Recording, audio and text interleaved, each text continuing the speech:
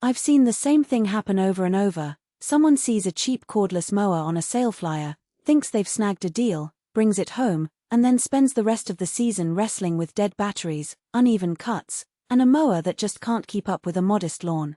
That regret is real, and it's why I'm a little skeptical every time a new zero-turn riding mower hits the market. Link is in the description if you want to check the product details on Amazon. The question I'm trying to answer today is whether the EGO ZT4204L 42-inch Z6 zero-turn riding mower is actually a smarter buy or just another high-priced promise that fizzles out once you're on the grass. First off, let's talk about the kind of situation that makes a zero-turn rider worth considering. You've got a yard that's more than a half acre, maybe a little hilly, and you want to get a clean, professional-grade cut without spending your whole Saturday pushing a walk-behind deck. If your current mower is a 30-inch gas push that eats fuel and makes you feel like you're dragging a tractor, the idea of a zero-turn with a battery pack that promises gas engine power can sound like a dream. On the flip side, if your lawn is under 10,000 square feet and you're happy with a simple push mower, you're probably better off staying with a cheaper electric model or even a modest gas unit. The Z6 sits squarely in the middle, big enough for a sizable property, but still compact enough to maneuver around flower beds and garden furniture. What really sets the EGO Z6 apart is the Peak Power Plus technology.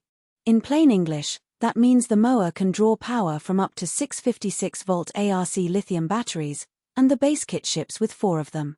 With a combined 40 amp-hours of capacity, the manufacturer claims you can cut up to 2 acres on a single charge. In my own testing, and I've spoken with a few owners who've logged similar mileage, that claim holds up when you're mowing a fairly flat lot at a moderate speed.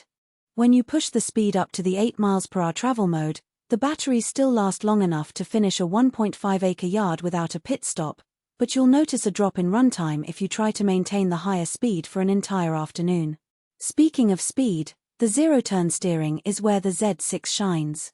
The mower turns on a dime literally, so you can spin around tight corners, around trees, and into narrow pathways without having to back up and reorient. That maneuverability is a huge win for anyone with a lot of obstacles or a fairly irregular layout. One user I chatted with mentioned that the mower's 3 to 7 mph range lets them cruise on a large, open area, then drop down to a more precise pace when they need to tidy up a border.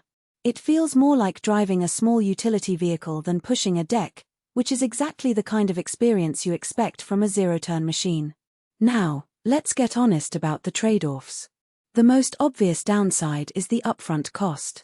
Even before you add the optional extra batteries, the base price is already higher than most comparable gas-powered zero-turns. That price tag, however, includes the battery pack, a cover, and onboard storage, a fairly generous package if you plan to keep all the accessories together. The real hidden cost is the need for a good charging station. Because you're dealing with 456-volt batteries, you'll want a dedicated garage outlet that can handle the 480-watt charger without tripping a breaker. If you don't already have that infrastructure, you're looking at an additional investment in a heavy-duty outlet or a portable generator. Another practical limitation is the runtime on a single charge when you're mowing a heavily sloped lot or tackling very thick grass. The up to 2 acres claim assumes a relatively flat, well-maintained lawn.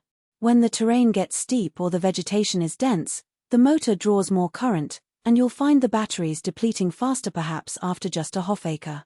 In those scenarios, the convenience of swapping out a battery on the fly, the mower holds 6, becomes a real advantage, but you'll need to have the spare packs charged and ready, which loops back to the charging infrastructure issue. Who should definitely consider this mower? If you own a property between half an acre and 2 acres, have a mix of open space and tight spots, and you value a quiet, zero-emission operation, the Z6 checks a lot of boxes. It also makes sense for people who already have an EGO 56-volt ecosystem, say, a handheld trimmer or a post-hole digger, because you can share batteries across tools, reducing overall cost in the long run. On the other hand, if you're a weekend warrior with a small yard, a compact electric push mower will likely be more economical and easier to store. And if you're someone who does a lot of heavy-duty mowing, think commercial contracts or extremely rugged terrain, there are larger gas zero-turns that can handle sustained high load.